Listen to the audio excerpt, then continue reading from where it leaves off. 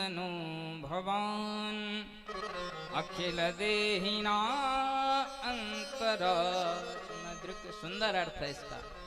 कह रहे हैं नखल गोपिका नंदन भवान, आप गोपिका के पुत्र नहीं हो, यशोदा केवल यशोदा के पुत्र नहीं हो, अपितु कौन हो? तो कहा अखिल देहिनाम अंतरात्म दृक, जितने देहधारी हैं उनके अंदर विराजमान हो। और विखन सार्थितो विश्वगुप्तये सख उदयवान सात्वताम। विखन सार, विखन किसका नाम है?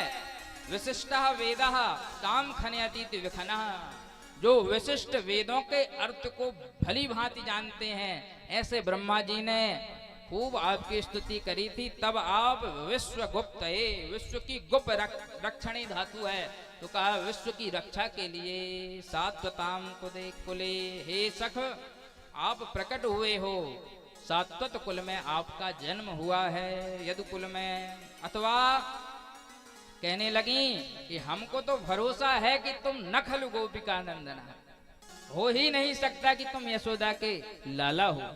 क्यों? अरे यशोदा का हृदय कितना कोमल है और तुम इतनी कठोर हो, इतने नखल गोपिका नंदन हो ही नहीं सकता कि तुम गोपिका यशोदा के नंदन हो सकते हो। और तो यहीं से नकार का अनुवर्तन कर लें तो अखिल देहिनाम अंतरात्मदृक न, हो ही नहीं सकता कि तुम सबके देह में निवास करने वाले हो। क्यों? यदि सबके देह में निवास करते तो हमारी पीड़ा को भी जानते। और विखन सारथी तो विश्वगुप्त, यह भी नहीं हो सकता कि तुम विश्व की गुप्त रक्षा के लिए बाबा ब्रह्मा के आवेदन पर आए हो। क्या विश्व में हम नहीं आते?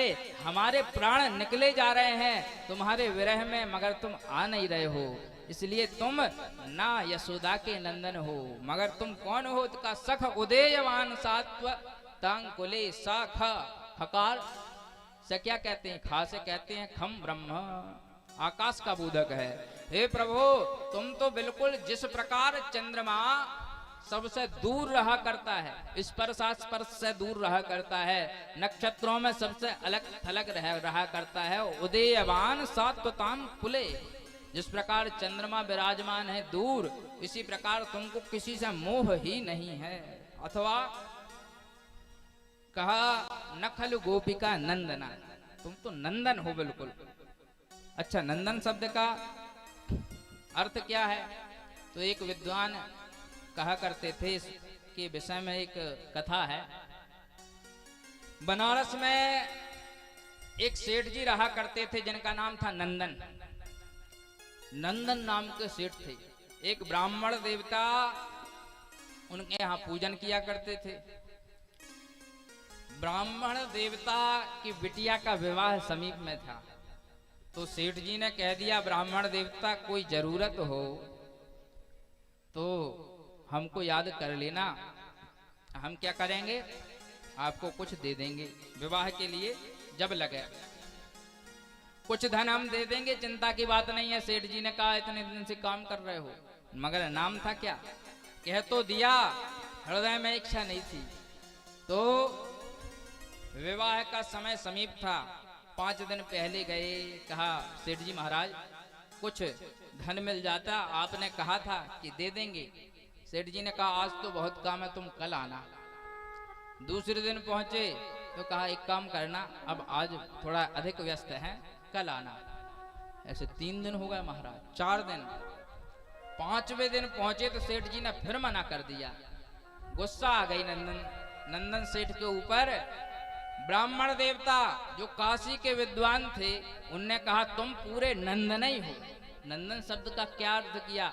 तो कहा आदौ नकारः परतो नकारः और मध्ये नकारेण हतो दकारः इत्थम नकारत्र संयुक्तस्य का दान शक्ति खलु नंदनस्य। सुनो, जिसके नंदन शब्द में आदि में ना आता है, जिसके आदि में भी ना है, और पीछे नंदन पीछे भी ना है, और मध्य दान का दा प्रकट होने ही वाला था कि उसके ऊपर एक ना और चढ़ बैठा। नंदन, दा के ऊपर ना, न न दा न, तो आदौ नकारा आदि में ना है और बाद में भी ना है, और दान का दा प्रकट हो रहा था तो उसके ऊपर दा के ऊपर ना फिर से बैठ गया, उस दा को भी दान के दा को मार दिया। इत्थम नकारत त्रय संयुतस्य, तीन तीन ना है तो का दान शक्ति खलुनंदन से, जिसके नाम ही में तीन ना है वह क्या दान करेगा, अर्थात वह दान करने वाला। तो गोपियां मानो कह रहे हैं कि तुम बिल्कुल नंदन हो।